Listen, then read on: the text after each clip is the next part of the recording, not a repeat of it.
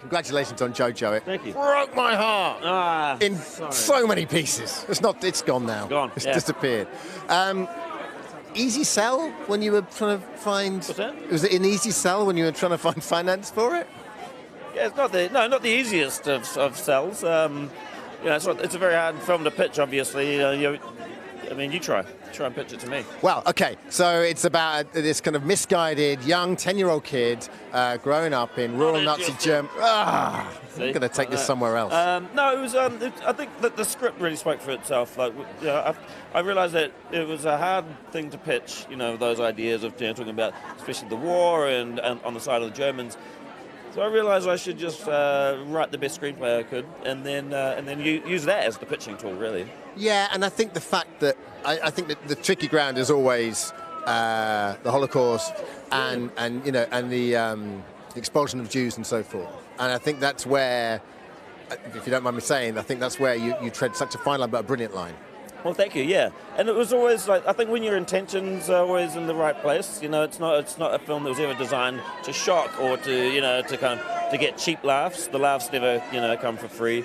There's always a point to them, and there's a real point to the film. And I think that we made the film at the right time as well. When I wrote it in 2011, it wouldn't have had, if I'd made it then, it wouldn't have had the relevance or resonance as it does right now, because globally the world has changed. Yeah, writing for me it's a very lonely part of the process, and I don't usually write with other people, and I usually do veer between crushing self-doubt and overwhelming sense of triumph when I think, oh, I really hit it here with this scene. The biggest triumph is actually just finishing the damn thing, and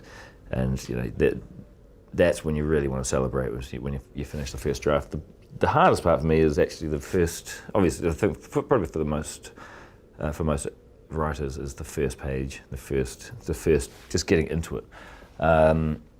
But yeah, I'm always varying in between those worlds, but probably more on the crushing self-doubt side of things. One of the tricks I've learned though is to keep writing no matter what, and just to force yourself to write and write and write. And there might be times where I've no idea what I'm going to write, but I'll just invent a couple of characters, maybe 2 or 3 characters, and I'll just make them talk for, I don't know, so it could be 10 pages of just dialogue, and most of it might be pretty crappy, but somewhere in there'll be some sort of nuggets, some little things that will be the seeds of a bigger idea. I like being at home. I don't like writing in cafes or anything, but if I have to, then it's just sort of wherever I am. If I know what I'm going to write, it could be anywhere. But I prefer to sit around in my house, and then if I get a block, then I'll go for a little walk around the house or just up and down the street and then come back in. But I need to be comfortable. What were your inspiration for Jojo Rabbit, except the book Cajun Skies? Sorry, I have a letter for you after to give you. I have anything to say. Good. So Jojo Rabbit is a film that, just for those of you who don't know, it's a film that I've just shot and I'm editing at the moment. It's set in World War II, and it's what do you call it? What did I say? It's not a comedy. It's a art comedy. No, it's an emotional comedy. What did we say it was? Smart comedy. Dramedy. A dramedy. About a little boy in the Hitler Youth who's trying to be the best Nazi he can. And you're in it. And I'm in it. And you play Hitler. And that's it.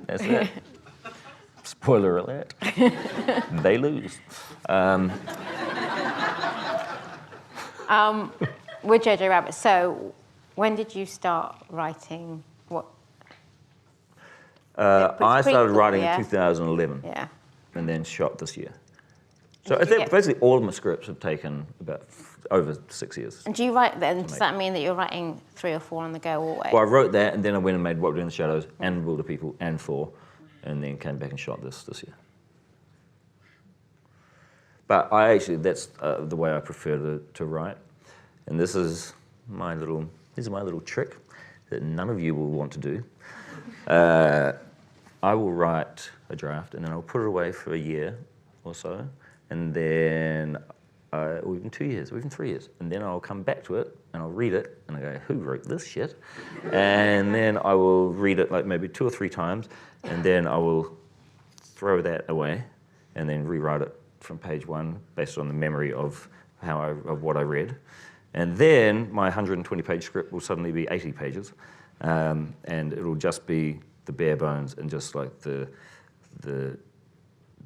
important parts, or the things that I can remember from reading the script. And so I think that's quite a good filter system. And then when you have like this very sort of bare bones short version of your story, then you can add back in some tonal stuff and some more jokes and shit and stuff like that. But yeah, so that takes way longer than anyone wants to do. I developed my style of writing down all the beats and all of the different parts of the story before actually typing quite early on, because I realised that I didn't really know. I didn't know how to format scripts back when I started off, and when I first started screenwriting, it was like on Microsoft Word, and so I'd seen scripts from when I was an actor, but I didn't and so I'd use the spacebar to go all the way into the middle of the page. I didn't know about tab. So I was using the spacebar to get all the way there, and then type the character's name, and then press enter the spacebar all the way there to start doing the dialogue. So they're really wonky, and so it took me a long time doing that, because I didn't know how to do that, but also I didn't really know what I was writing. I knew kind of what the characters were doing, but I got stuck on blank pages all the time, so I started just doing things by hand and writing all my dialogue by hand first. And so that's what, with all my short films, I'd write everything by hand, and then when I knew the structure and I knew when it was good, then I would start typing it out. When I'm writing, a lot of it I feel is just like a sort of like a guide, or like a suggestion of what the scene could be. But having said that, I do often, there'll be certain lines that there might be jokes, or there might be something that, like a couplet that has to be a certain way for it to work and for it to be funny, or for it to have the impact that I want. And then other things that have to remain set in stone are probably exposition things that they're there for a real reason. But apart from that, I'm very open to dancing around it a little bit more and exploring a better way, because I do think there's always a better way if you open yourself to it. And the BAFTA is presented to JoJo Rabbit.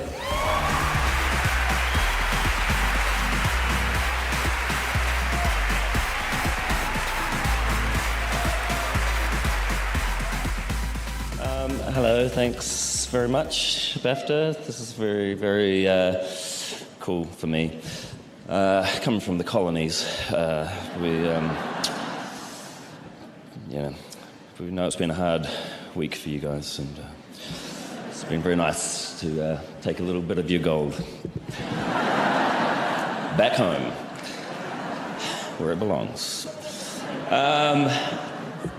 This is a really incredible night for me, especially to share it with the people who made the film with me.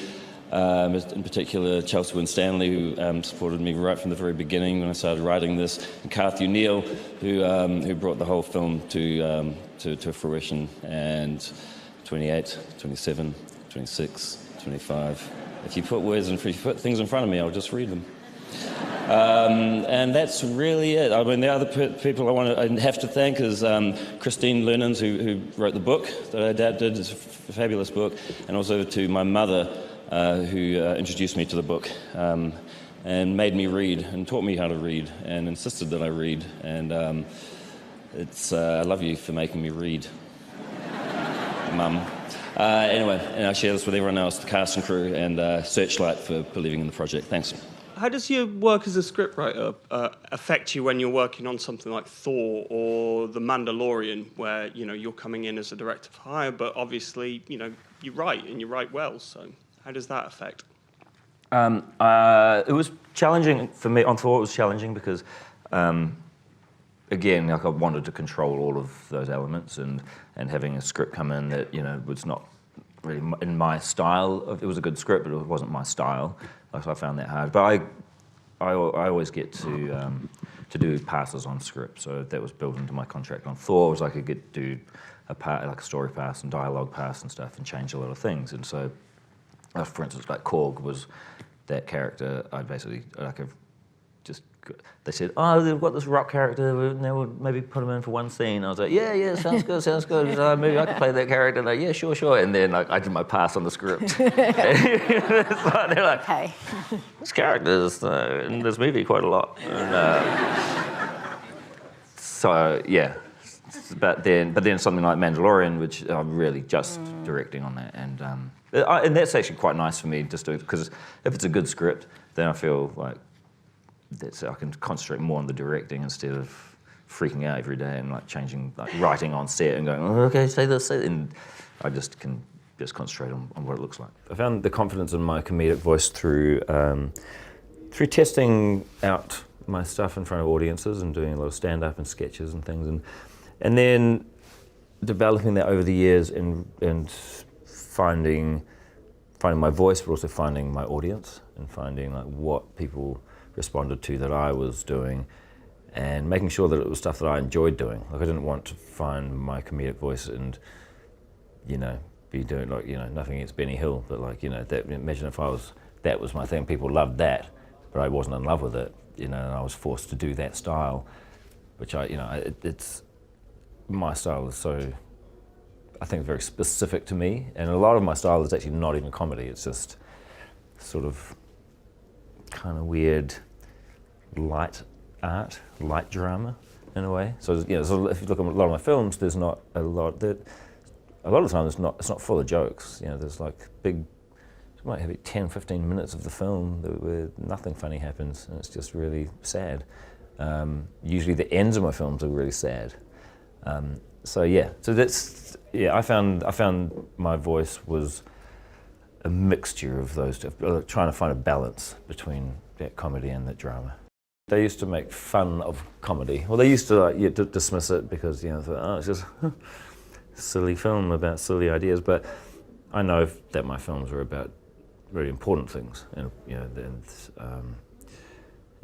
they've got deeper themes in them. And my Hunt for the Wilder People is about the foster care system in New Zealand, and Boy is about child neglect and raising children and families. All my films are about families.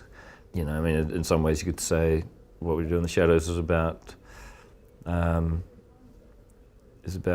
wasting time, and about how humans just waste time and they don't live their lives to the fullest. And even if you're an immortal, you'd still, having been a human, you'd still just waste that time and not do anything. And it's also about immigration, and it's about people who live on the outskirts and live in the margins. So all of my films, I think, do touch on something that's quite important, but on the surface, they kind of seem just like ridiculous films about nothing. So my friends and I did used to get a bit of shit from people about the way that we were telling stories, but we never hear from them now. Taika, I'm so chuffed for you, mate. I know. So great, you won a BAFTA. Let me try that again. That sounded really disappointed. Taika, I'm so happy for you. I know! It's incredible! I know, me too. This is amazing. My fingerprints are all over it. Great, you can smear it over yourself later. Yeah, I just think that I don't think anybody else could have written this story or adapted this book. I think you've got such a unique way of telling stories that there's not enough of you. And I just think it's wonderful. I'm so glad that you won this award tonight. Thank you. Yeah, and last night was amazing. We were at the WGA Awards, and we got the adapted screenplay award there as well. And so, but to have these things chosen or recognised by your peers and by filmmakers and writers, it feels really great. It's like validating, and also makes me feel better about my writing. So good. Why did you want to tell this story? I know your mum gave you the book that you adapted, but why did you want to make the film? Because originally I wanted to tell just the story of what children experienced in war, and not just that war, but any war. Yeah. I wanted to sort of explore that, and then later on, after a few years of it sitting around, I got distracted and went and made 3 other movies, and then by the time I got good movies, around to good ones, yeah. And by the time I got around to making this, the world had changed a bit, and I feel like we have entered a space where we need films like this more, we need to have this conversation about intolerance and racism, and there's a lot of people out there who are trying to promote hate, and I think having films like this or telling stories like this about people learning how to think for themselves is quite important. What do you think of? Do you think yourself as a writer-director? I mean, with this, I'm a writer now. I'm a writer. Yeah. Now I'm a writer. Before I was a director. That's gone on my visa for me. Yeah. I'm changing my whole thing. Well, how I describe myself. Can I ask a little bit about Let's Go Wins? Yeah. Where are you with it? Well, we're just out of the editing, so we're a little way off. But it's great. Fassbender's amazing in it, and everyone's amazing. We've got a great. It's going to be a very fun and uplifting film. What are you going to write next? Well, I'm still writing Thor, so I'm doing that. I'm shooting that this year. I don't know. I think I've scheduled a nervous breakdown for December. Oh, okay. Yeah. That's a good see time how for that Christmas. goes. Probably not going to work out. Bad time for Christmas, mate. I mean, geez, come on. Give yourself a break. Yeah. Okay, just finish I hate people and family, so I want to have it on Christmas Eve. I'm so chuffed for you. Genuinely, I think the film's extraordinary, and as I said, I just think we need more voices like you. Do you think we're doing something then like Thor, and having that kind of $180 million, and then obviously you're probably getting offered and doing things there of maybe not of that scale, but similar. Could your voice get lost? Oh, it can definitely get lost, but that's also the thing. I knew going into Thor that my strength was not action movies or superhero movies. My strength was tone and character and dialogue and moments, and so I just concentrated on that stuff, on my strengths, knowing that this was the 17th movie in a run that had 17 consecutive box office hits. So I thought, okay, you guys probably know what you're doing in that department. I'll just try and inject this tone into the thing. And but if I had tried to come in and reinvent the genre or anything, I would have been, fell on my ass pretty quick, I think.